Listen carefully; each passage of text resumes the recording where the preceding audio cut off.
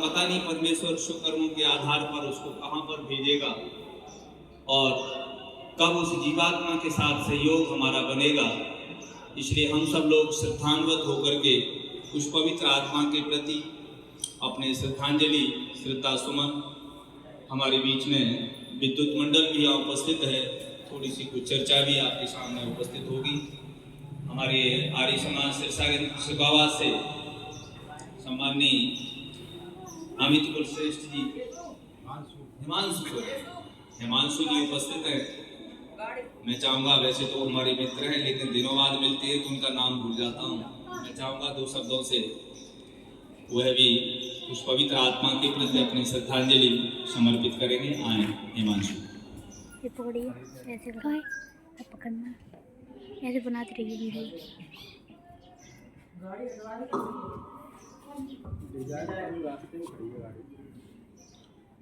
ओम शन्नो मित्र शंवरुणा शन्नो भवत्रेम शन्निंद्रो बृहस्पति शन्नो विष्णुरुक्रम। आदरणीय सभा, शोक सभा में सभी उपस्थित हैं माता जी की श्रद्धांजलि देने के लिए। मृत्यु भी एक उत्सव है, ऐसा हमने सुना। जीवन भी एक उत्सव है। जीवन के 2 पड़ाव हैं, एक जन्म और एक मृत्यु। जो ठीक ठीक जिया है वह ठीक ठीक मरेगा। जिसने अपने को जानकर जीवन जिया है वह अपने को जानकर ही इस शरीर से अलविदा होता है। जैसे कि गीता में सांकेतिक रूप में कहा कि आत्मा मरती नहीं है, उसका अगला पक्ष हमें समझना चाहिए कि जो मरता नहीं है वह जीता भी नहीं है, जो जिएगा वही मरेगा। अब सवाल ये उठता है कि फिर जीने वाला कौन है और हम किसे जीने वाला मानते हैं। अगर जो जन्म जिस कारण से हुआ वो कारण हमारा अगर पड़ोसी भी कर रहा है तो हमारा जन्म लेने का फिर उद्देश्य क्या है। इसलिए प्रत्येक व्यक्ति को अपने जन्म का कारण जानना चाहिए। उसके अंदर श्रद्धा, विश्वास, आस्था जब प्रकट होती है तब कोई ऐसा तत्वदर्शी संत उसे मिलता है जो इसे ज्ञान कराता है कि उसका जन्म किस कारण से हुआ। और जब तक इस कारण को आप जानकर इसे नष्ट नहीं करेंगे तब तक पुनरपि जननम पुनरपि मरणम पुनरपि जननी जठरे सैनम, ये बार बार ये प्रक्रिया दोहराती जाती है।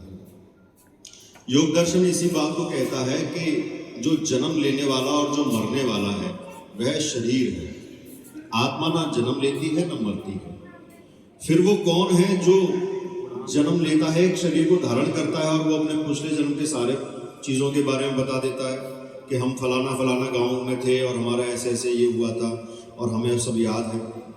कुछ कुछ बच्चों को याद भी आ जाता है। तो वो कौन सी जानकारियां हैं जो उसके अंदर से प्रकट हो रही हैं। इसी को सूक्ष्म शरीर कहा जाता है, इसी को जीव कहा जाता है।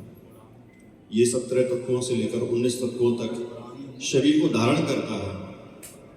आत्मा निमित्त है, उसके प्रकाश में यह सूक्ष्म शरीर किसी स्थूल शरीर को धारण करता है और फिर से वो यात्रा शुरू हो जाती है जैसे चली आ रही थी अनंत अनंत वर्षों से, अनंत युगों से।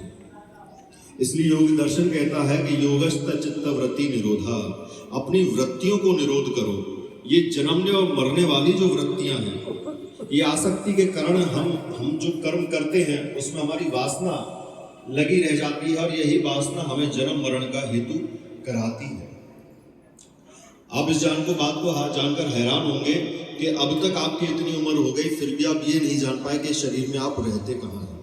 और कुछ तो अपने को शरीर ही मानते होंगे और वो ये महसूस करें कि मैं शरीर में कहाँ हूँ। जब तक मुझे अपने का नहीं पता तो मैं दूसरे का क्या पता कर सकूंगा। और बिना इस शरीर में मैं कहाँ रहता हूँ ये बिना जाने अगर मैं शरीर को छोड़कर चला गया इस जगत से तो फिर से मेरी यात्रा वहीं से शुरू होगी। इसलिए कम से कम 10 मिनट आत्मिक चिंतन, हर मृत्यु हमें बोध कराती है कि हम भी ऐसे ही गुजर जाएंगे अगर अभी अपने को थोड़ा सा समय भी नहीं दिया। यह जीवात्मा कुछ समय तक हमारे आसपास है और जब व्यवस्थित गर्भ मिलेगा तो वह फिर से उन्हीं दबे हुए कर्मों को, दबी हुई वृत्तियों को फिर से इन स्थूल इंद्रियों के माध्यम से अपने को प्रकट करेंगे, अपने कर्मों को प्रकट करेंगे। तो जीवन में योग, यज्ञ, ध्यान, समर्पण, दान, तप, त्याग ये मनुष्य को उसकी उच्चता तक ले जाने के हेतु होते हैं। आप सभी के जीवन में अगर ये सारी स्थितियां हैं तो आप अपने आप को तैयार कर चुके हैं अंतर्मुखी होने के लिए। अपनी सारी स्मृतियों को एक बार झांक कर देखिए। जब मृत्यु सामने होती है तो कहते हैं कि 24 लाख बिच्छुओं का डंक महसूस होता है।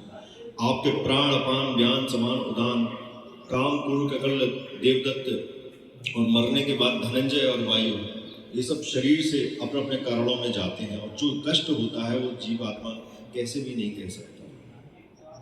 लेकिन जो अपने को जानकर इस शरीर से स्वयं इस शरीर को छोड़ता है, उसके प्राण तो ऐसे निकलते हैं जैसे चलते हुए हाथी के गले में से कब माला उतर जाए हाथी को पता ही नहीं चलता। इसलिए जो ठीक ठीक जिया है, अपने को जानकर जिया है, वह ठीक ठीक मृत्यु को प्राप्त होगा। वरना कब हमारे कौन से कर्म, हमारी कौन सी वासना हमें किस योनि में ले जाए, कुछ नहीं कहा जा सकता है। इसलिए योगः कर्मसु कौशलम, आप उस ईश्वर से युक्त होकर कर्म कीजिए, उस ईश्वर को अपने आप को अर्पण करके कर्म कीजिए, तो आप उन कर्मों की वृष्टियों से मुक्त होंगे और इस जीवन को आप धन धन आगे बढ़ाएंगे। इन शब्दों के साथ अपनी वाणी को विराम देता हूँ। ओम शांति। हिमांशु जी का धन्यवाद।